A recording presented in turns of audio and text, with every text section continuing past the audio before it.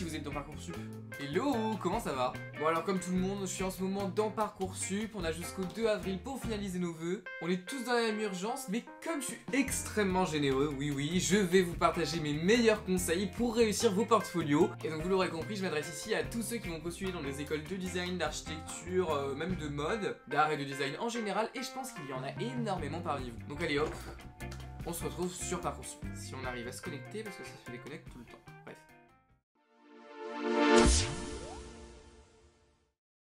Bon alors on se retrouve sur la page principale de Parcoursup, la page d'accueil, donc il va falloir déjà vous connecter. Et surtout le plus important c'est d'aller voir toutes les formations disponibles et de bien sélectionner vos écoles en fonction de ce que vous voulez, mais ça normalement vous l'avez déjà fait. Donc voilà, là on va se retrouver sur la page des vœux qu'on a sélectionnés, et pour ma part on va parler des DNMAN, ceux qui nous intéressent aujourd'hui. Et j'en ai mis deux, Boule et Camondo. Alors déjà dans un premier temps, pour savoir ce qu'il faut faire, eh ben, il faut aller cliquer sur voir le détail, et donc là on se retrouve sur la page de vœux de chaque école. Donc là par exemple pour l'école Boule, il va falloir saisir une lettre de motivation, et il va falloir aussi déposer des pièces complémentaires, comme ils appellent ça, et en fait c'est ni plus ni moins qu'un portfolio. Et surtout ce qu'il faut bien regarder, c'est qu'il ne faut pas que votre document dépasse plus de 10 pages par exemple pour cette formation-ci. Donc il va falloir vraiment bien adapter le contenu que vous y mettez. Et pour le portfolio, on va plutôt prendre l'exemple de Camondo. Alors du coup là je reviens sur la lettre de motivation qu'il va falloir saisir. Et quelque chose de terrible, c'est que vous avez 1500 caractères maximum. Donc il faut être extrêmement concis, précis, factuel. Et si vous voulez aller au-delà, justement il y a le portfolio qui va vous permettre vraiment de mettre à nu votre univers et votre personnalité, ce qui va pouvoir finalement vous correspondre davantage. Si on descend un petit peu, on voit aussi cette case là, activité et centre d'intérêt, qui est vraiment pas à négliger, puisqu'elle va vous permettre de mettre à la fois vos expériences, vos différents engagements, vos expériences professionnelles, stages, etc. et votre ouverture au monde, donc les pratiques que vous faites, que ce soit sportives, culturelles, ou même d'autres parcours que vous avez fait. Donc ça, prenez vraiment bien le temps de remplir tout ça, parce que ça peut vraiment apporter une plus-value à votre dossier. Typiquement, si vous voulez intégrer une école qui fait du journalisme et que vous avez participé au club journal de votre lycée, c'est là qu'il va falloir le mettre. Et dans ce sens, là on est dans une école de design, et justement il va falloir expliquer quels sont vos engagements et vos activités liées à ce domaine-là. Bref, maintenant on va se retrouver sur Camondo. Pour Camondo, je vais pas revenir sur la lettre de motivation, puisque c'est finalement à peu près la même chose. C'est le même exercice, 1500 caractères, l'histoire des centres d'intérêt à expliquer, déjà vu. Alors là déjà, ce qui est intéressant à noter, c'est que pour Camondo, vous allez avoir des épreuves de sélection, des épreuves orales, un oral à passer. Il y a un sujet de réflexion qui va vous être apporté, vous allez devoir y répondre, et puis ensuite le présenter quelques jours après en oral pour pouvoir être sélectionné pour l'année prochaine. Donc ça, pour vous rassurer, entraînez-vous dès maintenant à essayer de prendre des annales sur le site de Camondo pour voir comment vous pourriez répondre à des sujets de manière pertinente, qui vous reflètent assez bien, et surtout entraînez-vous à l'oral. C'est toujours ça de prix. Bon, et maintenant on va s'intéresser finalement au sujet essentiel de cette vidéo, le portfolio. Pour Camondo, à la différence de Boule, on va avoir 12 pages, et il y a un nombre précis de productions artistiques en tout genre, donc que ce soit dessins, vidéos, maquettes, etc., que vous allez pouvoir apporter, et ce nombre-là, il est de 12. Donc il va être absolument nécessaire que votre portfolio contienne 12 différentes productions, et il précise bien que ça n'est pas nécessaire qu'elles aient un lien entre elles, etc. Donc c'est vraiment 12 productions qui vous représentent, qui vous plaisent et dont vous êtes fiers. En gros, mettez toutes les chances de votre côté pour que votre candidature soit retenue. Bon allez, on s'attaque au plus sérieux, le portfolio. Clairement c'est là que tous jouent. À travers votre portfolio, il faut absolument montrer deux choses. Un, votre univers, il faut que ça vous corresponde. Il faut que le jury, en voyant votre portfolio, comprenne un peu qui vous êtes. Mais il faut aussi absolument montrer que vous savez varier les médiums, donc que vous savez faire du dessin, de la maquette, de la vidéo, un peu de tout. Après bien sûr, il faut que vous sélectionnez des projets avec lesquels vous êtes à l'aise. Bref, donc sur ce, moi je vais vous partager mon portfolio. A noter que je ne dis certainement pas que c'est un exemple absolu. Bref, on y va. Donc on arrive sur la page de présentation où là c'est très neutre, peut-être trop même, mais finalement ça me représente assez bien puisque je suis toujours assez carré, net et propre. Et vous pouvez voir là que j'ai créé mon intro en vidéo. Cette vidéo là, elle introduit mon portfolio, elle explique qui je suis, pourquoi je veux faire ces études là, quelle est ma vision du design, etc. Imaginez vraiment que vous devez vous introduire et introduire vos motivations. Et cette vidéo là, comme c'est une production, et ben ça va être votre première des 12 productions nécessaires. On passe à la deuxième page. Moi j'ai fait le choix de décomposer mon portfolio en 4 projets qui sont à chaque fois composés de différentes productions artistiques, mais c'est absolument pas nécessaire. Moi j'ai choisi de le faire comme ça parce que je trouvais que c'était plus clair. Mais si vous mettez différentes productions les unes à la suite des autres, c'est très bien, c'est dit dans Parcoursup, vous faites vraiment comme vous voulez. Il n'y a pas de lien nécessaire. Donc là, cette première production, ça va être une maquette, la maquette d'un intérieur, d'un mobilier. Et pour ce mobilier, je me suis inspiré de la vision de Iris van Herpen sur l'idée d'éphémère et de mouvement, de changement. Et en cliquant sur la petite icône, vous pouvez accéder à une icône qui vous montre finalement le projet en mouvement, donc en fait qui va réagir à la chaleur et qui va changer de couleur. L'idée c'est vraiment que le design soit durable, mais qu'il réponde aussi aux envies éphémères. Bref, là vous voyez aussi qu'à chaque fois j'ai mis le sujet, l'intention, la proposition finale. Moi je vous conseille quand même de montrer que vous savez faire ça, un peu que vous savez décomposer un projet et en connaître la méthodologie.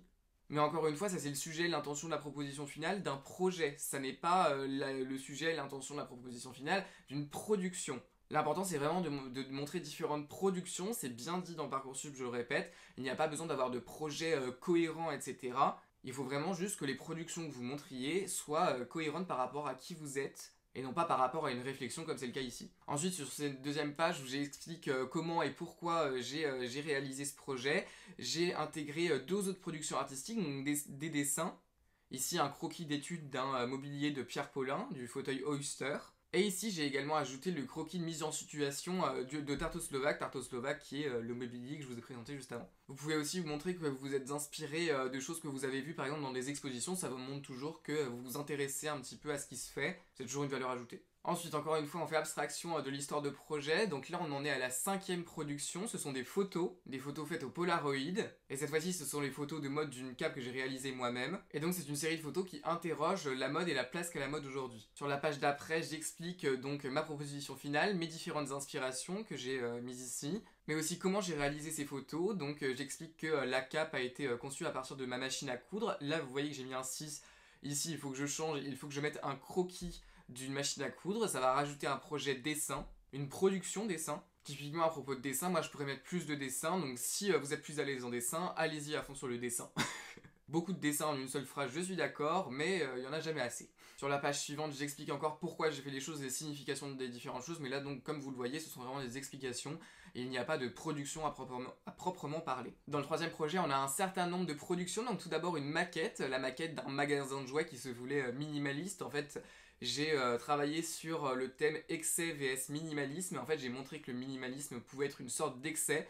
Et donc ce magasin de jouets, qui est extrêmement sobre et très triste finalement, interpelle sur le fait que son minimalisme devient excessif. Donc bref, là c'est une production artistique puisque c'est une maquette en carton. Et puis ici j'ai encore intégré une 8e production artistique qui est une étude du minimalisme et de la motivation. En fait j'explique la motivation de ce projet. Donc c'est une vidéo, c'est une production artistique, vous pouvez tout à fait la mettre. Ensuite, la 9e et la 10e production artistique. La 9e, ça va être le visuel intérieur du magasin. Et la 10e production, ça va être le flyer, le catalogue, si vous voulez, du magasin, de Bazar, ça s'appelle. Et donc là, j'ai travaillé plutôt sur une esthétique de marque, du branding. Ça montre pareil que vous vous intéressez à plusieurs choses. Et puis enfin, les 11e et 12e projets, ça va être l'emballage des jouets. Donc là, l'emballage du train, qui est une boîte carrée extrêmement neutre et simple. Et puis la maquette du train en tant que tel, le train en jouet, qui est réalisé à partir de polystyrène et de feuilles de mousse. N'empêche, ce projet nous fait un peu être nostalgique de Toys R Us. Je crois que ça n'existe plus d'ailleurs.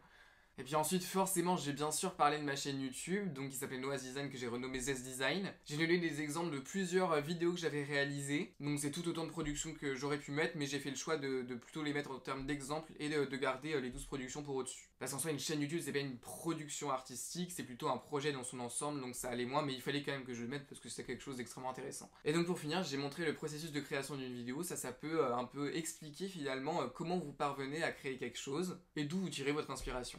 Bon, moi là mon portfolio il est fini, donc la présentation est déjà faite, mais je vous conseille de prendre une pause avant de finir. Il faut prendre de l'inspiration, il faut sortir, parce qu'en vous inspirant de ce qu'il y a autour de vous, vous allez être meilleur. Et donc une fois que vous avez votre contenu, moi je vous propose de sortir avant de revenir pour faire la présentation en tant que telle. D'ailleurs venez avec moi parce que j'ai appris que Zola, l'écrivain, eh ben, il faisait aussi de la photo, et j'ai bien envie de voir ça. Venez.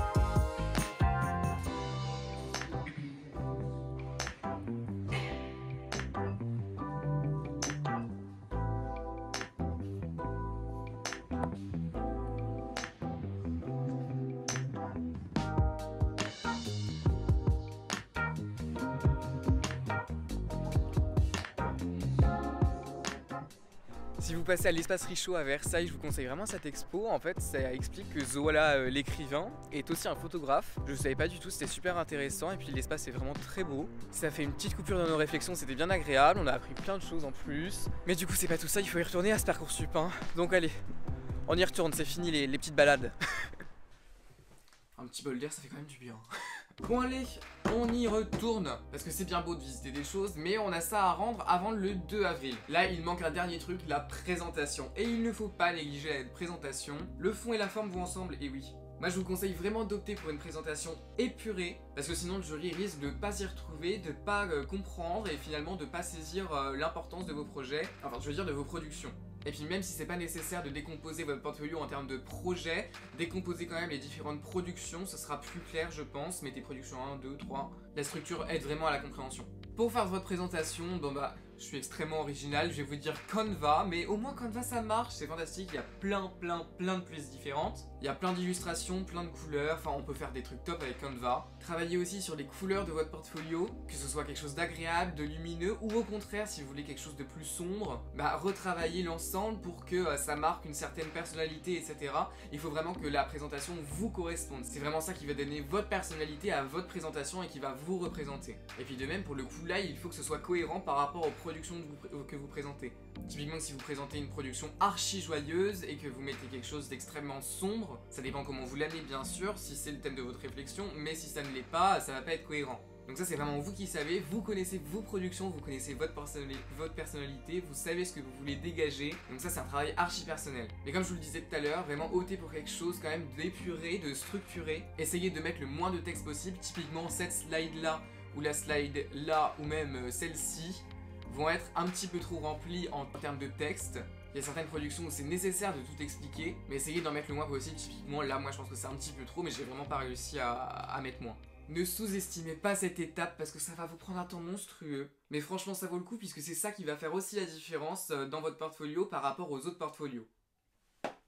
C'est déposé, c'est fait, j'ai déposé mon dossier. Maintenant on n'a plus qu'à prier.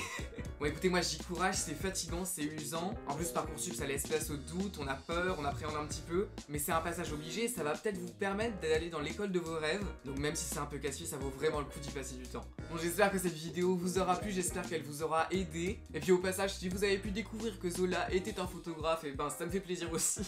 J'ai découvert en même temps que vous. Rendez-vous le 2 en commentaire, vous me direz si vous êtes content des portfolios que vous avez déposés. Et sur ce, moi je vous dis à dans 2 semaines.